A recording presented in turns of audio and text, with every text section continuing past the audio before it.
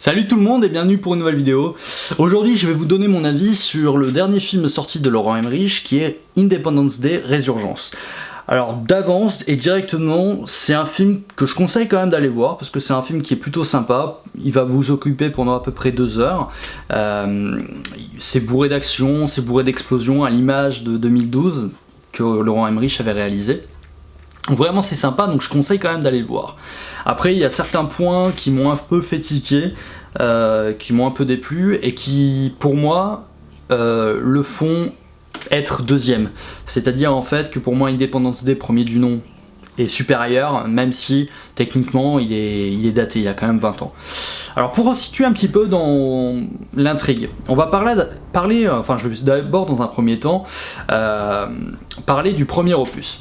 De manière très rapide pour resituer, parce que le premier opus, réalisé par Laurent Emmerich et sorti en 96, ça fait quand même 20 ans. Il y en a certains d'entre vous qui connaissent peut-être pas le premier Independence Day. Donc très rapidement, la Terre est envahie par des envahisseurs. Les Terriens vont essayer d'éradiquer cette menace, sinon c'est eux qui vont se faire trucider la tronche. Et à la fin, ça se termine en happy end. Voilà, il y a des morts, mais ça se termine bien. Et c'est le jour de l'indépendance, voilà. Ça c'est le premier opus, et là je l'ai fait très rapidement, mais c'est un film que je conseille vraiment beaucoup. Et là ce deuxième opus, reprend les événements 20 ans après. Alors en fait on se retrouve dans une civilisation qui a beaucoup changé en fait. Tout ce qui a été, au niveau technologique apporté par les envahisseurs aliens a été repris et donc a été intégré dans les différentes villes en fait de la planète.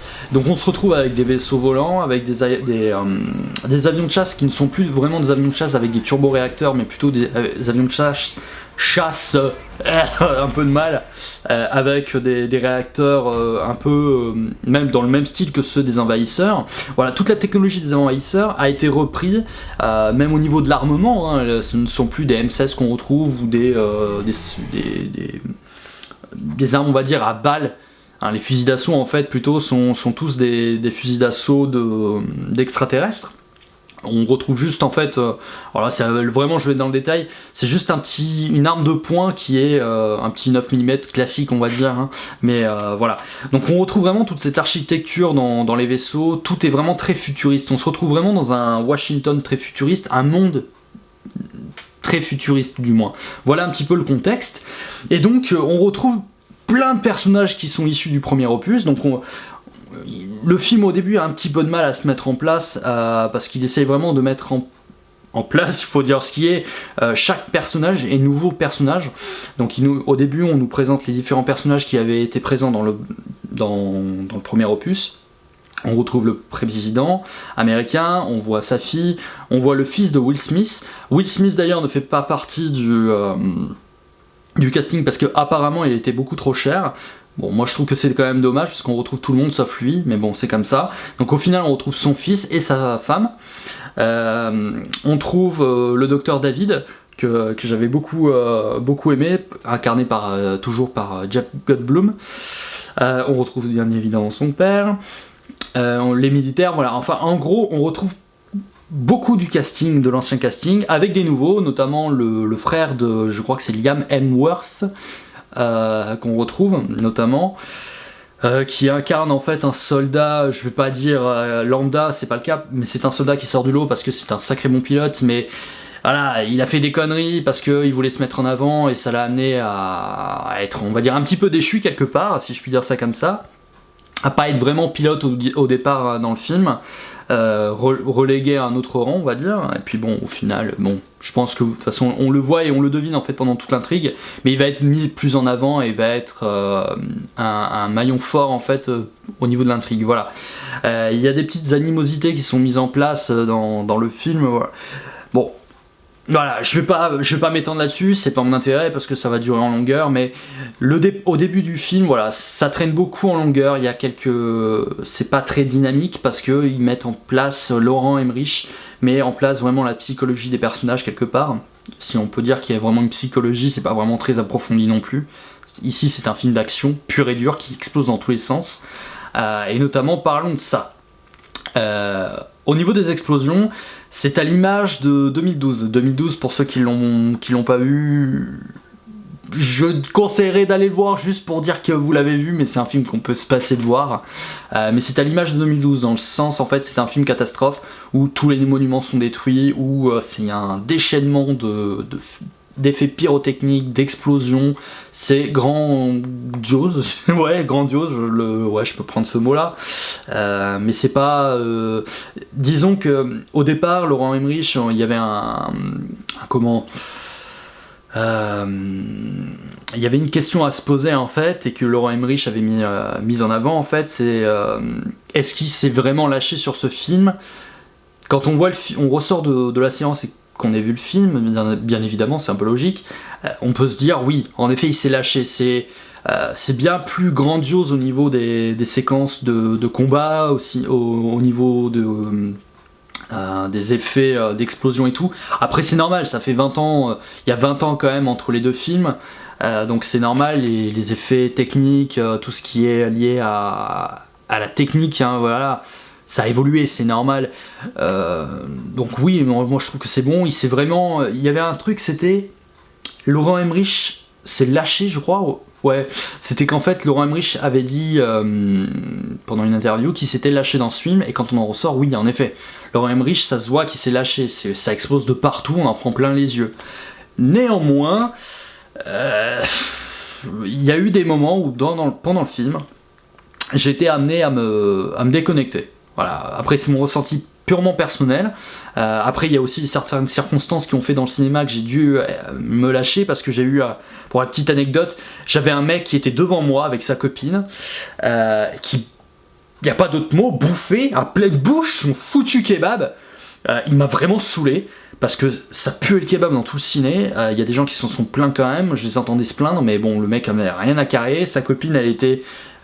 comment je peux faire, les jambes les pieds en cap plutôt, posés sur un siège devant.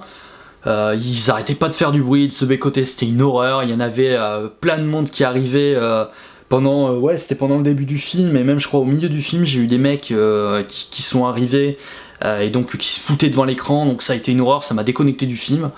Voilà, donc ça a été assez pénible. J'ai eu une séance, c'est pas souvent que ça m'arrive, mais là ce fut une séance assez pénible. C'est la première séance d'ailleurs que je fais pas avec ma copine, et je crois qu'elle aurait été là, je pense qu'elle aurait été pareil, ça l'aurait un peu saoulé, mais là ça a été vraiment une séance un peu chiante pour ça. Mais bon, ça c'est qu'un aparté, c'est que mon avis perso, mon ressenti perso bien évidemment, et ça n'arrive qu'à moi, c'est pas pour autant que vous serez déconnecté par rapport au film.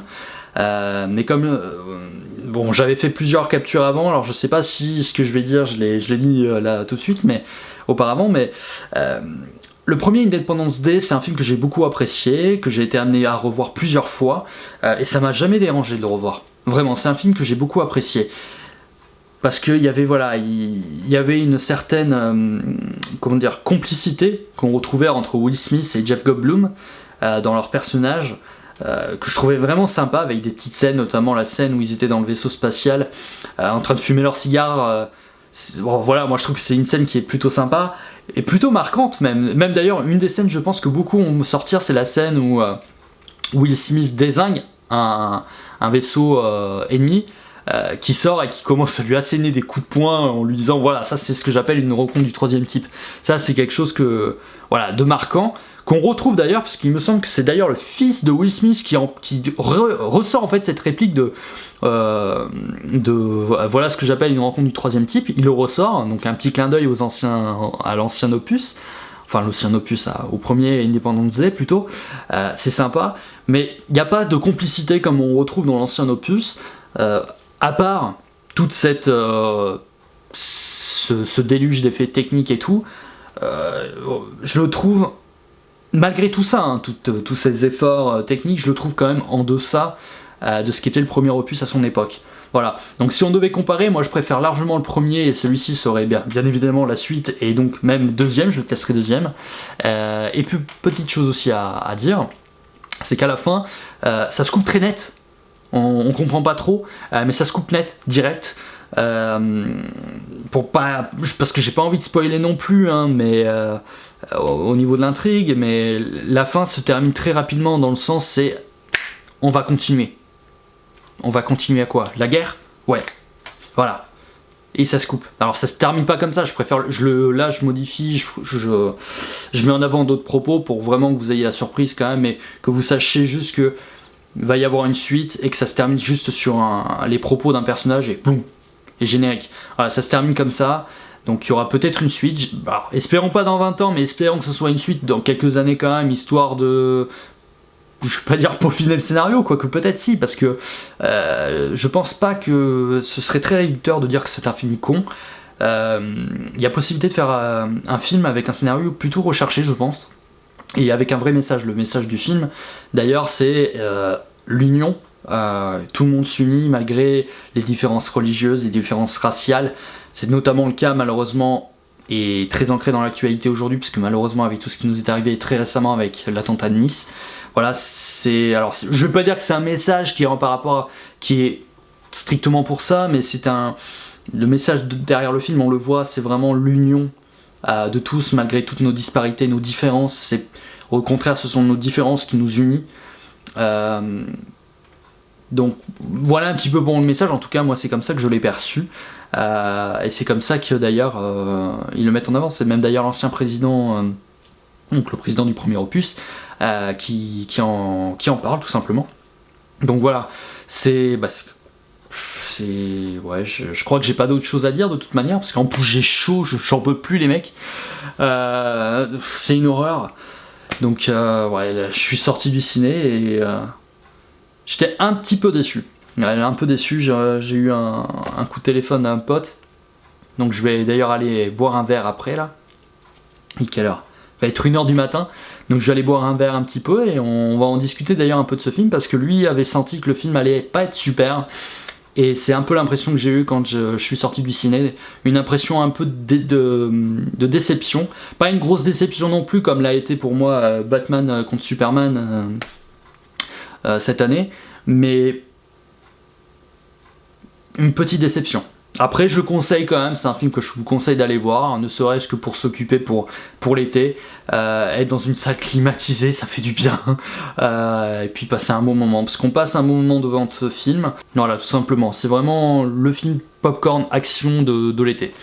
Voilà, bon après il y en a d'autres, il y a notamment Insaisissable 2 que je vais aller voir, parce que le premier était vraiment sympa.